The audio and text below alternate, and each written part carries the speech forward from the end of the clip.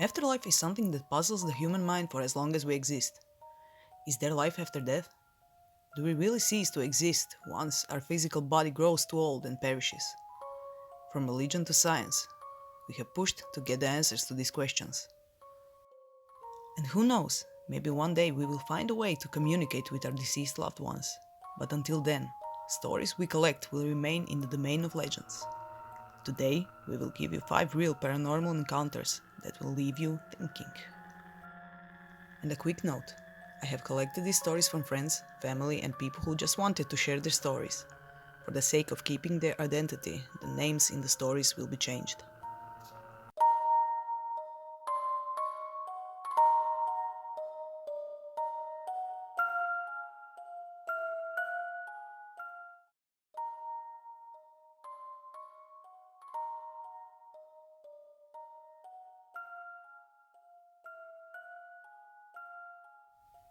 It was the year 1962.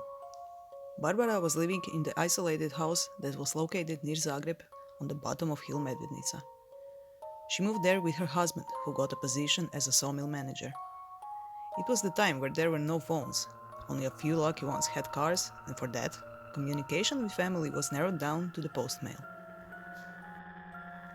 One early spring morning, ordinary in every way, she woke up and decided to catch some air on their porch that was overlooking the seemingly never-endless forest.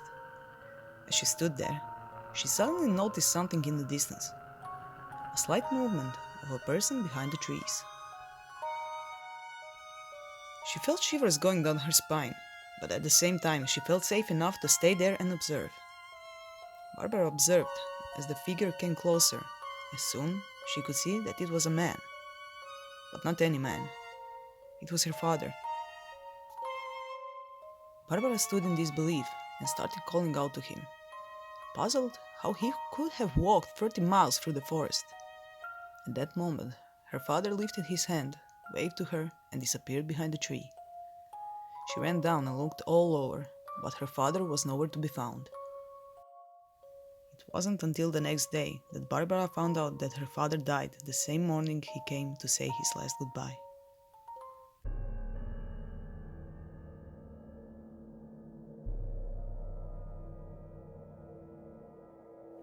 Margareta was just a child when her father committed suicide by hanging.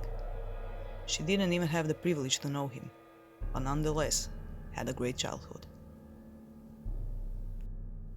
It was a warm summer night when she and her best friend Anya were playing outside near their house. As Anya is the one who told this story, it will be told out of her perspective. Anya and Margareta decided to go to their friend's house and ask her if she wanted to join them for a game of hide and seek. By that point, not one of them was afraid of the dark, so they decided to take a shortcut through Margareta's backyard and by the barn. As Anya was the first one to cross a small path by the barn, she didn't notice immediately that Margareta wasn't following her. As she turned around, she noticed Margareta's silhouette in the faint light. She was just standing there still, right next to the barn, as if she was frozen. "Are you coming?" Anya asked, but Margareta stood there silently. Irritated by Margareta's behavior, Anya walked back to her, and as she came closer, she noticed that her friend was staring into the tall tree that grew right next to the barn. "What are you looking at? Let's go!" Anya spoke again, still not knowing that the answer would terrify her. "I can't go further. Don't you see him?" Margareta whispered. "See who?" "I don't see anything. Margareta, let's go." "You have to see it too. There, in the tree. The bright light and the hanging man. Look!" Scared of the words her friend just said, Anya looked up to the tree. But there wasn't any light, or anything else Margareta has talked about. Finally, Anya decided to take Margareta back home and away from the tree. Margareta swears to this day that she saw a hanging man on that night, lighted by a blinding light. And to this day she swears that something just didn't allow her to walk any further. She also mentioned that by that age she didn't know how her father died. Maybe it was her father who appeared to warn his daughter of some upcoming harm. Or maybe it was just a fragment of a child's imagination.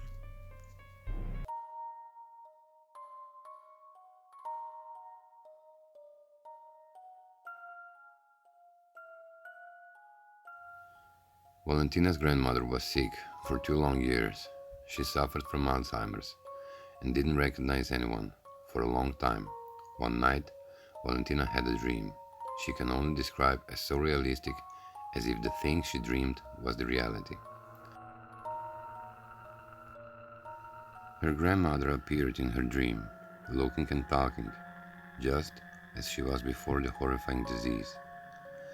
She was walking towards an ambulance, and Valentina followed her.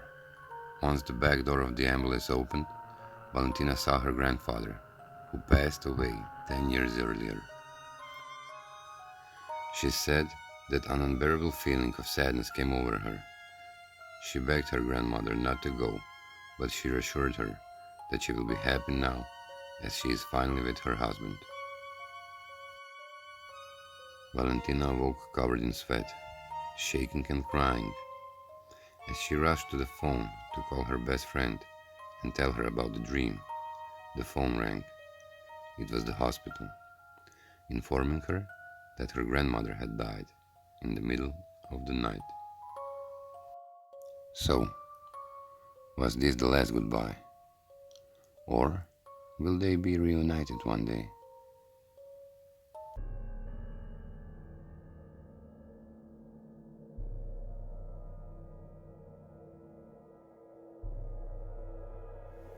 Katarina and Peter were a young couple who just moved towns for work.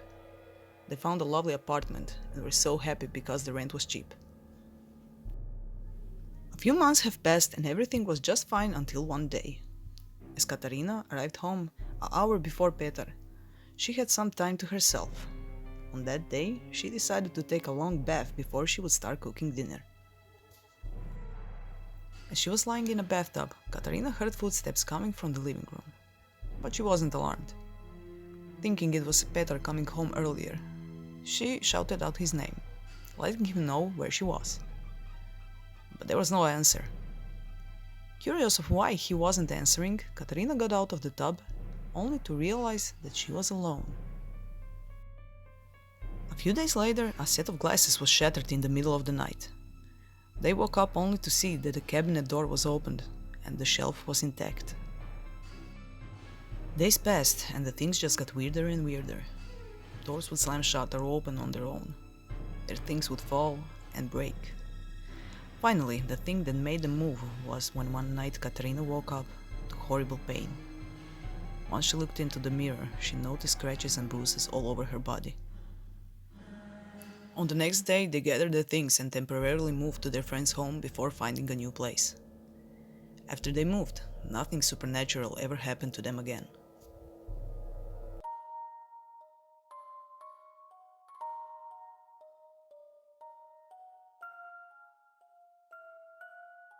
This is yet another sleep-related story, but unlike others, this one has nothing to do with ghosts. Vesna was 7 years old when this happened, and to this day she still has issues while going to sleep. It was a warm summer night and Vesna remembers that her second-floor bedroom window was opened. It was around 10 p.m. when she heard a weird noise coming from underneath her window. Being a brave but curious child, she just ignored it, thinking it had to be some animal wandering around her backyard. A few minutes after, the noise appeared again, but this time it was louder and somehow threatening. Vesna pulled the blanket over her head and started thinking about running to her parents' bedroom. The noise became louder and louder, as if something huge was trying to climb up the gutter. And then it suddenly stopped. She waited a minute before the curiosity got the best of her, and she peeked out from underneath her blanket. There, on the wall right above her, stood a creature she could describe only as a humanoid with extremely long arms and legs. The creature looked at her as she stared into its eyes, and then it whispered, "What's your name?" Vesna screamed from the top of her lungs, and seconds after, her father rushed into the room, turning on the lights. The creature was nowhere to be seen, so her father told her that it was just a bad dream.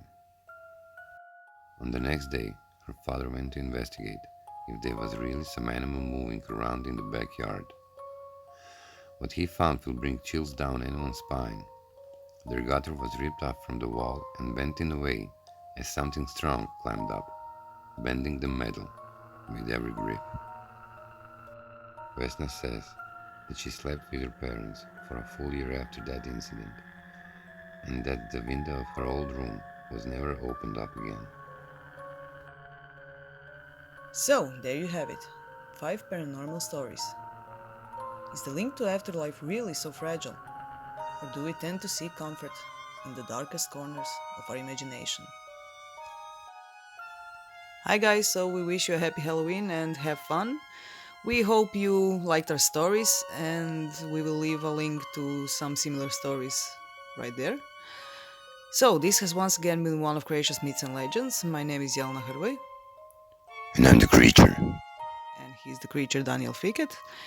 And yeah, don't forget, tomorrow is the release of my second book, House of Durga. So stay tuned. Bye, guys.